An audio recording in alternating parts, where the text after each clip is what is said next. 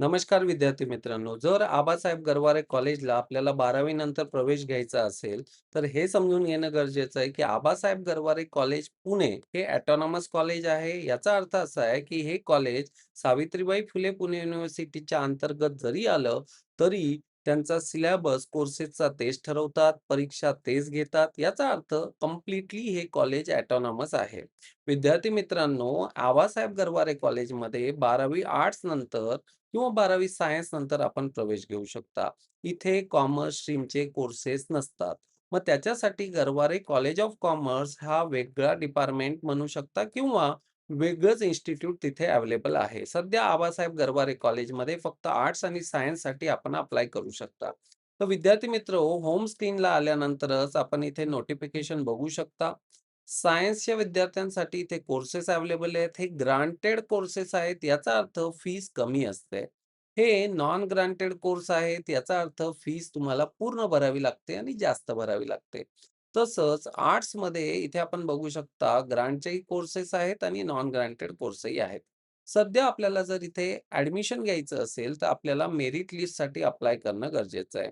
खास करून BSc computer science असेल किंवा बी-एससी इन सायबर सिक्युरिटी असेल, बी-एससी बायोटेक्नॉलॉजी असेल, या कोर्सेससाठी तर हे गरजेचंच आहे. इथे बी-ए पासून सगळ्या गोष्टी इथे दिलेल्या आहेत. मी इथे सिम्पली ॲडमिशन टॅबवर गेलो, तो सीनियर कॉलेजमध्ये इथे मी सिलेक्ट केलं. तर विद्यार्थी मित्र समजा बी-एससी कॉम्प्युटर सायन्सवर आता मी क्लिक केलंय. ठीक आहे. तर बी-एससी कॉम्प्युटर सायन्सचं हे नोटिफिकेशन 28 एप्रिलपासून आलेलं आहे. इथे एन-ई-पी पॅटर्न हा लागू झालेला आहे 2023-24 पासून. एन-ई-पी पॅटर्न म्हणजे न्यू एज्युकेशन पॉलिसी. याच्या संदर्भात मी ऑलरेडी व्हिडिओज आपल्या चॅनलवर टाकलेले आहेत.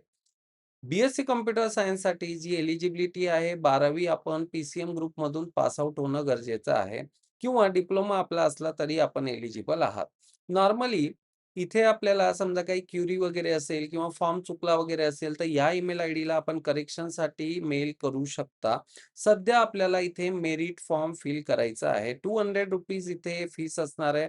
तर मेरिट फॉर्मसाठी आपल्याला सिम्पली इथे क्लिक करायचं आहे आणि इथे रजिस्टरवर टॅबवर क्लिक केल्यानंतर म्हणजे आधी ह्या डिटेल्स आपल्याला फिल करायच्या आहे. रजिस्टर टॅबवर क्लिक करायचं आहे आणि विद्यार्थी मित्रांनो, आपलं रजिस्ट्रेशन आपल्याला पूर्ण करायचं आहे. जनरली 12वीची जी मार्कशीट आहे, तीच आपल्याला जी ऑनलाईन अवेलेबल आहे, तीच आत्ता कन्सिडर करायची आहे. बऱ्याच मुलांना अजूनही ओरिजिनल मार्कशीट मिळालेली नाहीये, तर काही हरकत नाहीये.